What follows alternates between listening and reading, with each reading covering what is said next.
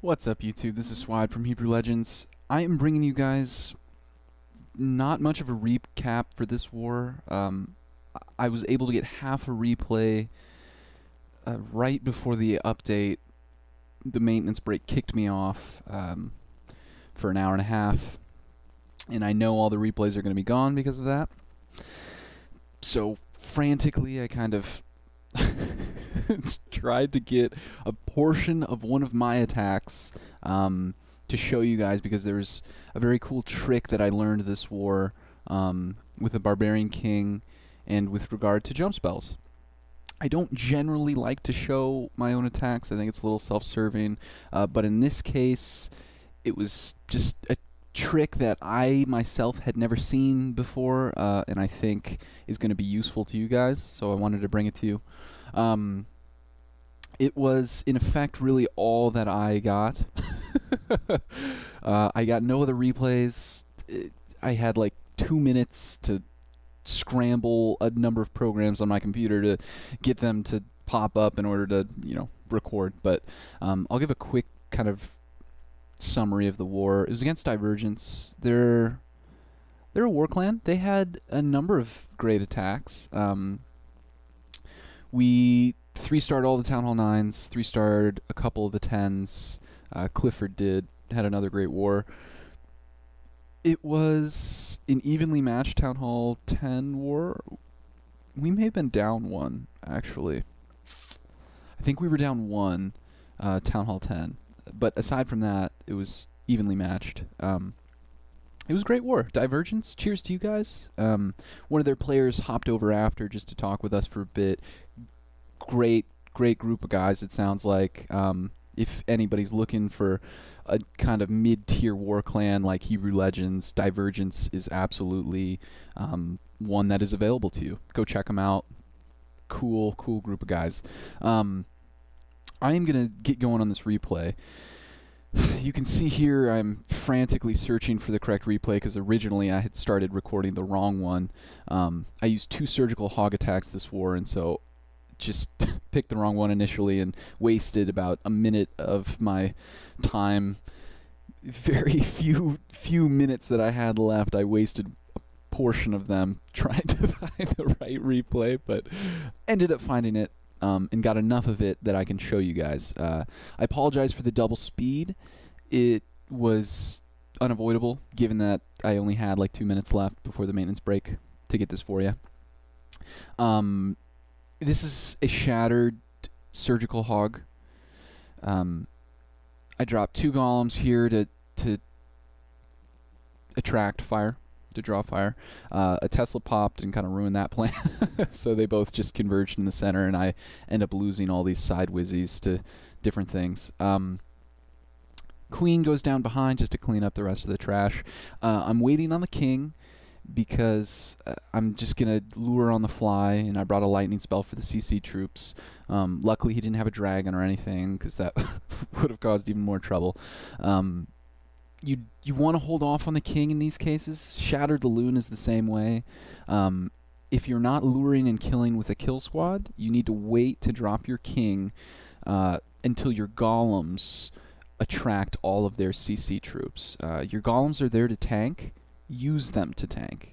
Don't let your king walk in there and attract all the fire of those CC troops, because he's much more valuable as a queen killer.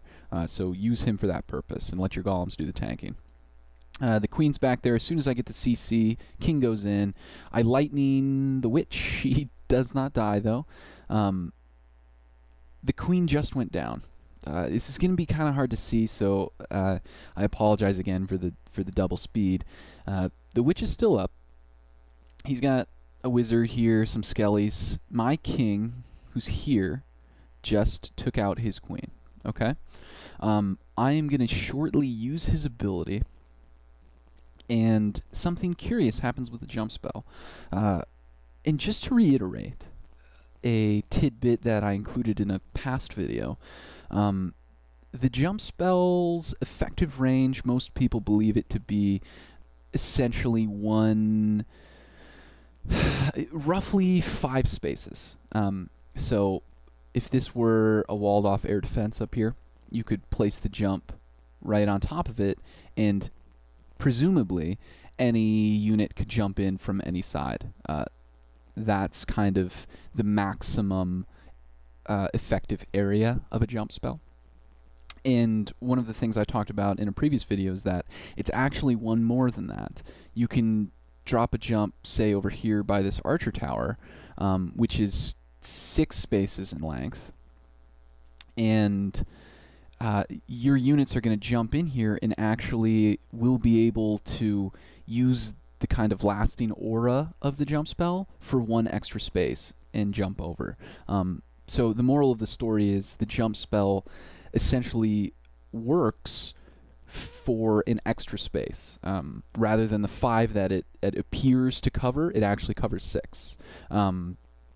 But what I've learned because of this replay, as I was watching it looking for battles to show you guys, watch what my king does here. I'm going to rage him. It's going to happen really quickly, so I'll just give you kind of a quick summary of what will happen. I'm going to rage him. That will enlarge him, and he's just about, what you can't see is he's just about to hit this wall. The queen is now the closest unit to him because the archer, or I'm sorry, the witch is now the closest unit to him because the archer queen just went down. So he's just about to start beating on this wall because he's out of the range of the jump spell now. And instead, what happens is that I rage him. It enlarges him, basically, and he then kind of is able to use the jump spell far beyond its actual effective range. He, in a sense, extends the jump spell. So I'm gonna play it here. It's gonna happen pretty quick, so you'll just have to watch closely, I'm afraid. So I rage him, and look at that. He just travels like 6 spaces and just hops over this wall. I will rewind this just a tad so you can see right here. He is clearly, I'll use a different color so you guys can see. He's clearly outside of that jump spell. And he's not 1 space outside, he's like 2 or 3 spaces outside of that jump spell. You know, that's not just 1 extra space over here. He's deep outside that jump spell at the point he jumps over. So why does he jump over? Because when you enrage your king, he grows. And so not only, I guess not only that, but he also, his speed increases. So because he grows, he more or less has an extra foot in the jump spell. So even if he's outside of it, here, when you rage him, his own kind of aura, if you will, grows to something like this. And the spell then is actually intersecting with him, and he can use it, which is an incredible thing that I had no idea about. You know, you'll see half of a raid here because Supercell eventually kicks me off. But it's a very interesting, kind of an interesting trick about the king that I didn't know about. You can see there the maintenance break is occurring, so I get kicked off. But I'll rewind again and just show one more time what happens. The most intriguing aspect of this is the fact that he actually is about to target a wall right here.